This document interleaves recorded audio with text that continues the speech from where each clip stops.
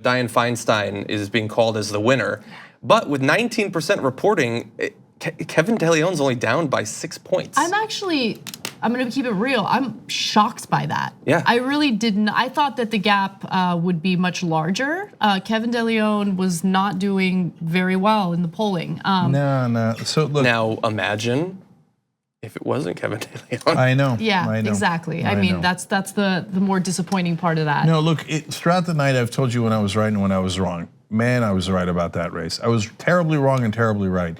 So Allison Harsin was just a Democrat candidate. She obviously now leading the TYT Army. You got a bunch of great comments here that I'll get to about her in a second. I know how jazzed you guys are, and you should be.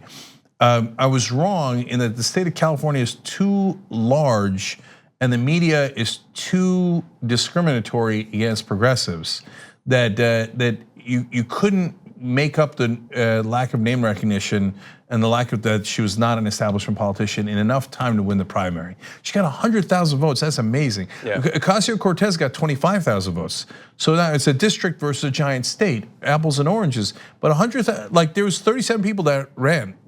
Most of them, including people that spent way more money than her, got shellacked by her, right? She did amazing, but it's just not enough in too short a period of time. So that's what I was wrong about, okay? What I was right about is Diane Feinstein was so vulnerable. Like if the media covered it at all and you had an aggressive candidate against her, she definitely would have lost. She was waiting to lose. She's just sitting there. It just like she was so conservative. They didn't want her. I told you in all the interactions that Allison's volunteers had and in the polling that they did, etc. All you had to do was just push her over with a feather. The minute you told the people in California any of her votes, any of them, they're like, ooh, I don't like that. No. So De Leon could have won that race if he was far more aggressive or if the media gave a damn. Yes. Man, the media loves the establishment. They love them. So here, if you're gonna cry, if you're at the LA Times or anything else, San Francisco Chronicle, anything that covers California, did you really take anyone else seriously in the primaries? You just kept saying De Leon, Feinstein, De Leon, Feinstein, and you barely mentioned anyone else. Why? And you think, well, of course. I mean, they're not legitimate. Exactly what I'm saying. You love politicians. You love establishment politicians. Allison had more volunteers than all the rest of them combined. She had a bigger social media presence than the rest of them combined, including the sitting incumbent senator who you love so much, who you think is so wonderful and powerful. That's the way you cover her. You kiss her ass day in and day out. That's what you do if you're in the California press. It's just own it, okay? Yep. But so you got small and small dollar donors. I know you're obsessed with money. Money's so important. Oh no, Cenk, that's not fair. These are hardworking reporters. They don't get paid that much money, but your editors tell you whoever has more money, put them at the very top and talk about that nonstop. But wait a minute. Allison had more small dollar donations than everybody else, I think combined, right? So how come you didn't? Well, that's real people. That's a ton of real people who donated to her. Yeah, but it wasn't big corporations. So we're not gonna cover her. Okay, so but that's long gone. That's in the primaries. Then you turn to the general election, and what do? Well, Feinstein's bigger than De Leon, and it's a Democrat versus a Democrat. I'm not gonna cover that race. Oh, Feinstein, she can't lose. She barely won. She barely won, and it wasn't even a race. You didn't cover it at all. How the hell is De Leon supposed to make up for it if you, given her overwhelming corrupt advantage? Yes, it's corruption, by the way. When you take money from corporations and rich people and you vote in there for the things that they want, including the wars that Feinstein voted for, including the tax cuts for the rich that she voted for, and I can go down the list, the drug companies that she represents. Yes, she is corrupt. But you'll never say it, right? Oh, no, that would be offensive. I mean, that would be offensive, even though it's super obvious and she votes with the way that her donors tell her to. But I can't say that. And De Leon, it can't possibly be a race, so that you didn't cover it. And then it became a self-fulfilling prophecy. We have a giant homeless issue and housing issue here in the state of California, where Diane Feinstein is obviously a senator.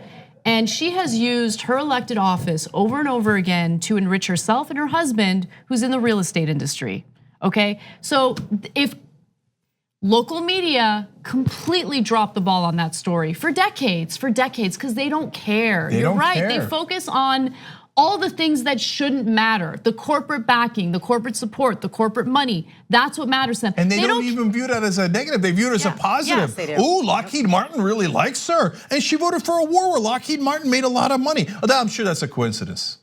Yeah. No, it's not a coincidence. It's corruption defined. Yep. So, okay, look, last thing on this. That's why Anna's right, and I'm sure a lot of reporters are gonna look around. If they see this video, they're gonna be so mad because we're right, and they know we're right, okay? But they're gonna look, and they might even write some BS stories about like, oh, that turned out to be closer than expected. Oh, maybe there was some momentum. I guess we should, just like after Ocasio-Cortez won. They're like, oh, well, I guess we missed that one. Why do you miss it every time? Because you're not looking. That's why you miss it. Yeah. And I've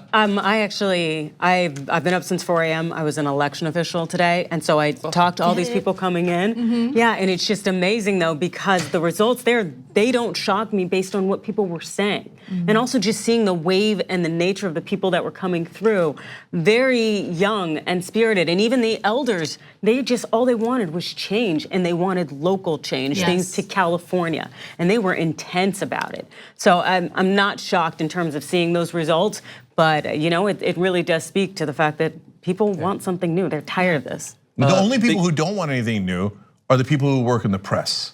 Okay, they love the status quo. They guard it jealously. They do. Hey, okay, you're still crying, by the way, if you're reporting California, still crying?